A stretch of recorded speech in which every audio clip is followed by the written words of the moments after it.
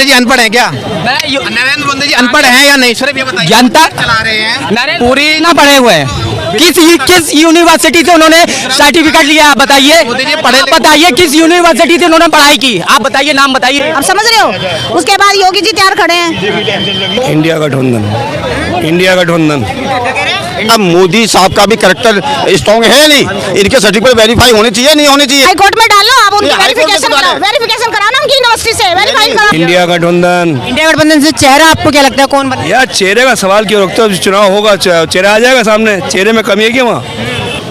कांग्रेस का तो घोटाला आप क्लियर कर देते हो, और ये घोटालेबाज गुंडों को सारे इकट्ठे कर रहे हैं।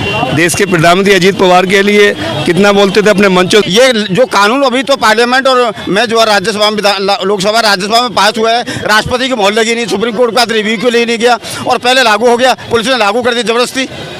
और ये लोकसभा और विधानसभा में कानून बना है, नीचे तो आरक्षण ही नहीं है और आरक्षण पहले दे दिया। महिला आरक्षण से खफा है आप? नहीं, खपा की बात नहीं है, जो कानून बना है पहले तो देखिए, खपा की हम वो नहीं है, कानून बना है, तुम 33 50% 100% दे दो, लेकिन क्या मोदी साहब का भी करेक्टर स्ट्रॉन्ग है नहीं? इनके सर्टिफिकेट वेरीफाई होने चाहिए नहीं होने चाहिए? बोले कैरेक्टर में आपको कहाँ जोड़ लगता है? अरे नहीं, इनके सर्टिफिकेट पहली से 5वीं कहाँ से करिए, छठी से 10वीं कहाँ से करिए? क्यों साहब बोलिए, ये भी तो देखना चाहिए ना। इनसे जो है 10 साल इनको होने जा रहे हैं, है नहीं? और क्या इन्होंने वो बना दिया, मंदिर बन गया? क्यों जी बन गया? बोलो। अगले साल तक तैयार? अगले साल किसने देखा है? बोलिए। क्वालिफिकेशन क्या होनी चाहिए आपके हिसाब से? मेरे हिसाब से नहीं, मेरे हिसाब से नहीं है। कौन सी यूनिवर्सिटी से पढ़ा होना चाहिए? नहीं, ऐसा कुछ नहीं है। कोई प्रधानमंत्री राष्ट्रपति अनपढ़ भी हो सकते हैं, लेकिन जो बायोडाटा में लिखा है वो चीज़ तो करेक्ट होनी चाहिए ना।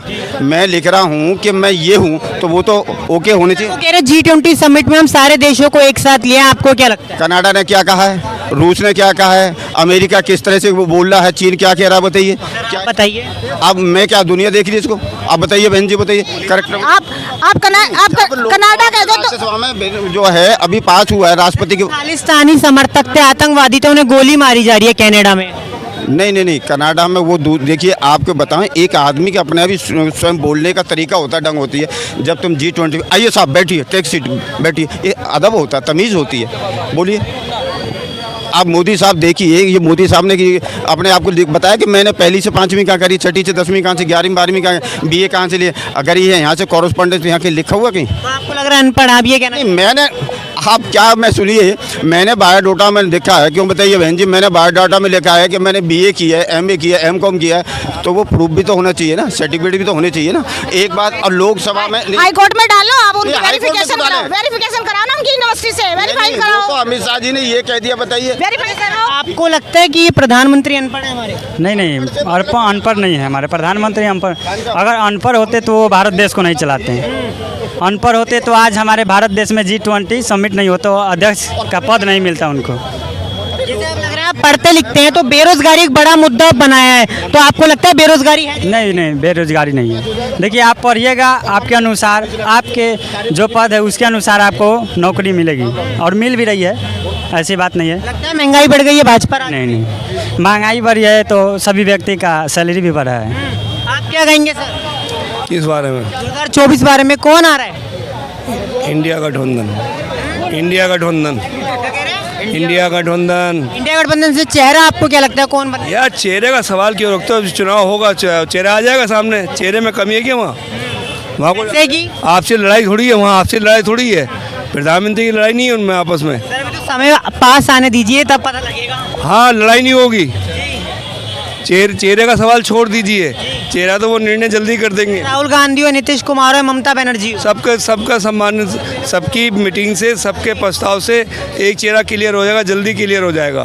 तो सर भाजपा राज में आपको क्या दिक्कत लगी जो आप बदलाव चाहते हैं? बदलाव होना कोई बुरी बात थोड़ी है, बदलाव होना चाहिए, अभी देश का विकास होगा। हिटलरशाही एक पे थोड़ी चलेगी, हिटलरशाही वाले देश के प्रधानमंत्री अगर हिटलरशाही करेंगे, हिटलरशाही थोड़ी। 5वीं बड़ी अर्थव्यवस्था बना दी, तीसरी बार आएंगे तो तीसरी बड़ी अर्थव्यवस्था बना देंगे। भैया कुछ नहीं बनाई, 0 बाय 0,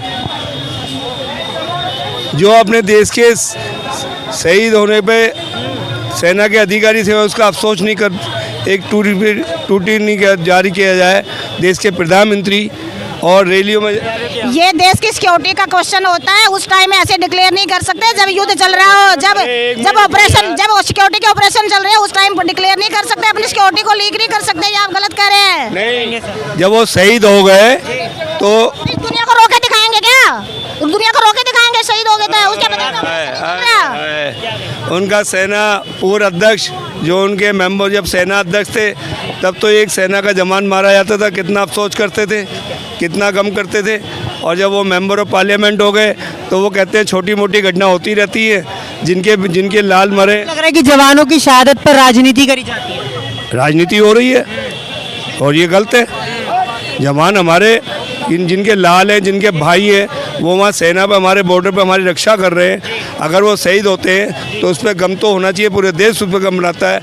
अगर देश के प्रधानमंत्री एक ट्विटर जारी कर दे, एक ट्विटर अफसोस कर दे, कोई बड़ी बात नहीं है, होना चाहिए। भाजपा राज में आपको लगता है विकास हुआ है, मेट्रो की गति बढ़ी है, सड़कों की बढ़ी है? मेट्रो किसके टाइम में शुरू हुई थी?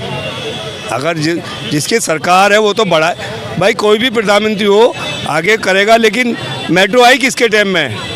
कांग्रेस सरकार। मेट्रो आई किसके टाइम में? ये मेट्रो का क्या पूछ रहे हो? आप क्या कहेंगे मैम, आ रहे हैं मोदी जी दोबारा या नहीं? भैया क्यों नहीं आएंगे? वाई क्वेश्चन मार्क है, क्यों नहीं आएंगे और कौन आएगा? और अगला भी बता दो इसके बाद में जब मोदी जी अपना अब समझ रहे हो, उसके बाद योगी जी तैयार खड़े हैं। और क्या बोलूं, इसके बाद कुछ सुनना है? जब तक मोदी जी कर रहे हैं ठीक है, उसके बाद योगी जी आएंगे। ये कहना चाहूँगा कि योगी जी बिल्कुल भी प्रधानमंत्री नहीं बन पाएंगे, क्योंकि इस देश में पढ़े लिखे लोगों की जरूरत है। देश का प्रधानमंत्री पढ़ा लिखा होना चाहिए। अगर 5वीं पास प्रधानमंत्री बनेंगे और मिनिस्टर बनेंगे, MBA करने वाले चपरासी की नौकरी करेंगे, मैंने कहा देश जाएगा कि पीछे जाएगा? देश की जनता भी पढ़ी लिखी होनी चाहिए, पहचानने के लिए कौन सही है कौन गलत है। ऐसे नहीं कि प्रधानमंत्री पढ़ा लिखा ही होता, राजनीति जो करेगा वो अनपढ़ कर लेगा क्या कोई भी? हम भी ऐसी बात नहीं है।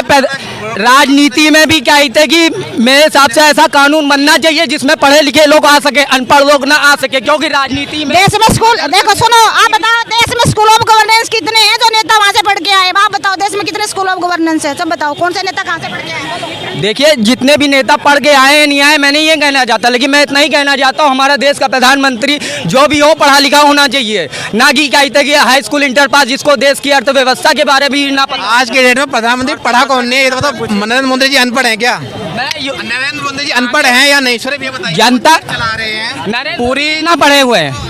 किस यूनिवर्सिटी से उन्होंने सर्टिफिकेट लिया आप बताइए? बताइए किस यूनिवर्सिटी से उन्होंने पढ़ाई की? आप बताइए, नाम बताइए यूनिवर्सिटी का। सर यूनिवर्सिटी का नाम बताइए आप।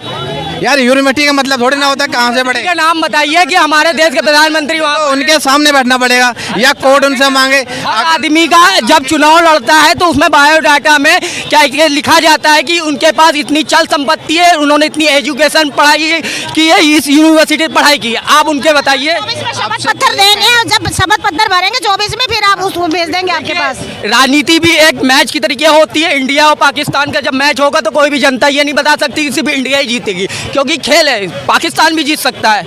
तो इसी प्रकार जब सन 2024 में जब चुनाव होगा तो इंडिया गठबंधन जीतेगा कि भाजपा जीतेगी, ये तो सन 2024 में 1 अरब 40 करोड़ की जो जनता है वो जनता तय। कांग्रेस के राज में घोटाले काफी, कांग्रेस की सरकार में घोटाले हुए तो उनको सजा भी मिली। मोदी की सरकार में भी घोटाले हुए। कोरोना टाइम में बच्चों को ड्रेस पूरी बेच डाली और दिखा दिया कि क्या था कि बच्चों को ड्रेस मिल गई। ये क्या घोटाला नहीं है? नहीं, घोटाले का, कांग्रेस का तो घोटाला आप क्लियर कर देते हो, और ये घोटालेबाज गुंडों को सारे इकट्ठे कर रहे हैं। देश के प्रधानमंत्री अजीत पवार के लिए कितना बोलते थे, अपने मंचों से बोलते, इतने हजार का घोटाला। वहाँ का उप मुख्यमंत्री ये कहता था कि अजीत पवार को चक्की पिसवाऊंगा, आज अपनी गोद में बिठा लिया, अपना मेहमान बना लिया, उप मुख्यमंत्री बना दिया। तो वो घोटालेबाज तो लुटेरों की टीम तुम इकट्ठी कर रहे हो।